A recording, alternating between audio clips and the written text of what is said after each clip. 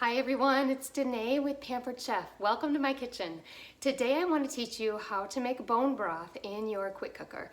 Bone broth is great for gut health, it's great for joint health and skin health, as well as boosting a healthy immune system and supporting our overall health. And so it's a great thing to use in your cooking and to have in your kitchen.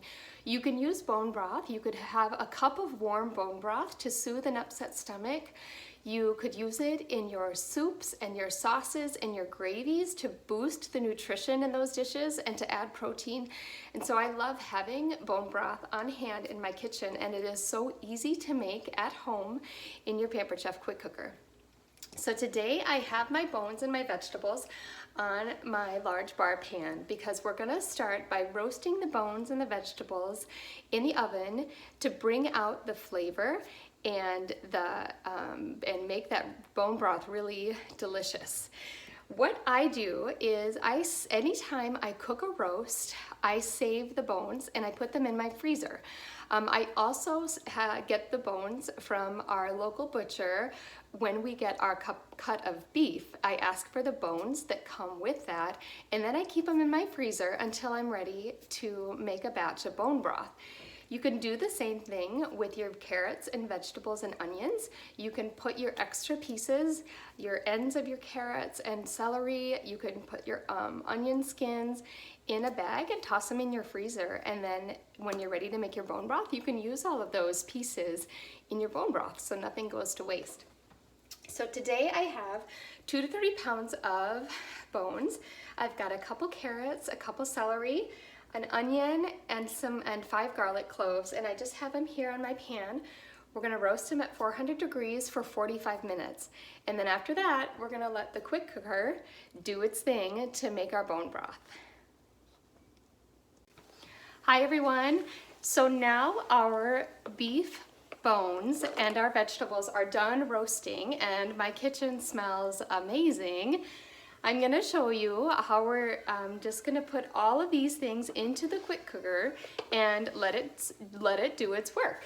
So I have already added about 8 cups of water into the quick cooker, as well as about 10 peppercorns, a teaspoon of sea salt, a couple of bay leaves, and a tablespoon of apple cider vinegar. Now you could use white vinegar or apple cider vinegar, and that's gonna help draw out the minerals from the bones. So we definitely wanna have that in there.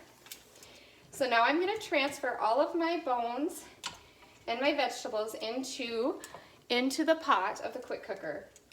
Now we are going to set it at high pressure for 120 minutes.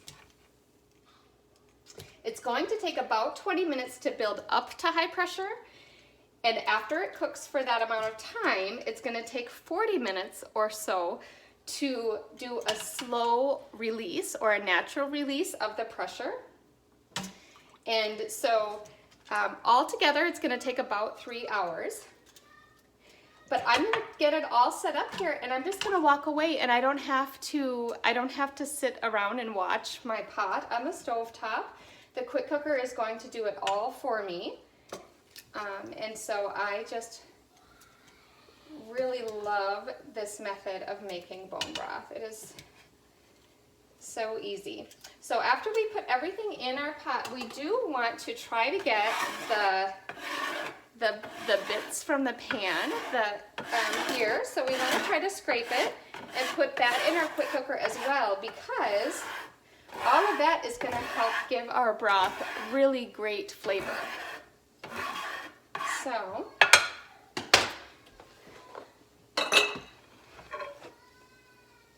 okay, here we go. And so that is our bone broth. So we're going to go ahead and set it at high pressure. And we'll get our time set here for 120 minutes.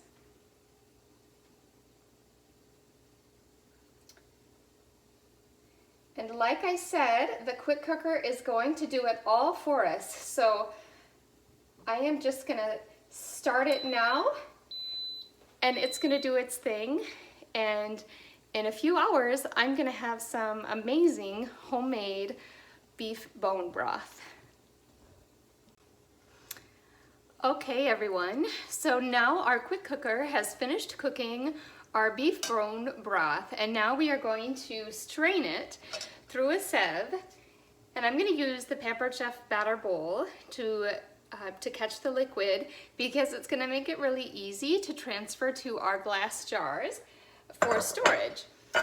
And we can keep it in the refrigerator if we plan to use it right away, or I will put most of mine in the freezer so that it will keep, and I will be able to use it when I need it.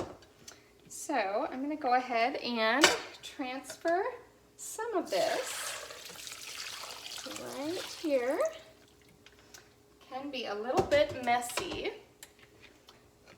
Okay, so I'm going to transfer my vegetables and my bones. This looks really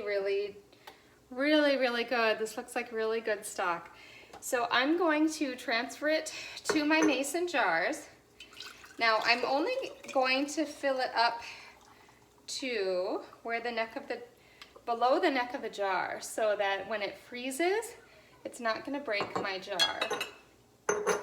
So we are going to get about 4 of these, and these are just the spaghetti sauce jars from the grocery store.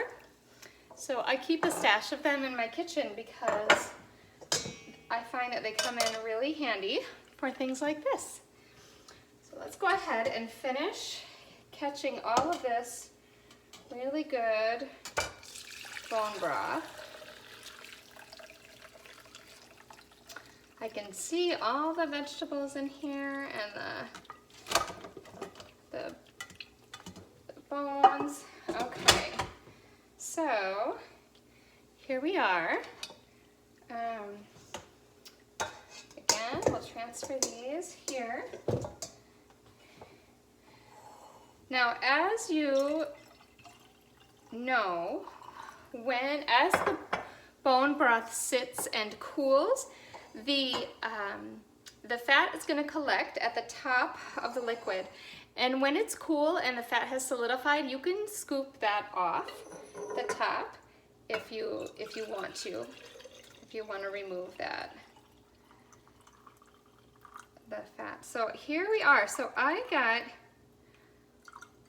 4 jars out of our bone broth. So let's see if we can put them here. Now they are mighty hot, so we're gonna let those cool, and then I will scrape off some of that fat, that solidified fat, and top them off with their lids and put them in the freezer. So that's how easy it is to make homemade bone broth in your quick cooker with ingredients that you have at home. And this is just a super healthy, super nutritious broth to have on hand to use in your cooking, and to use when anybody in your household is feeling under the weather. Thanks for watching everyone, and have a great day.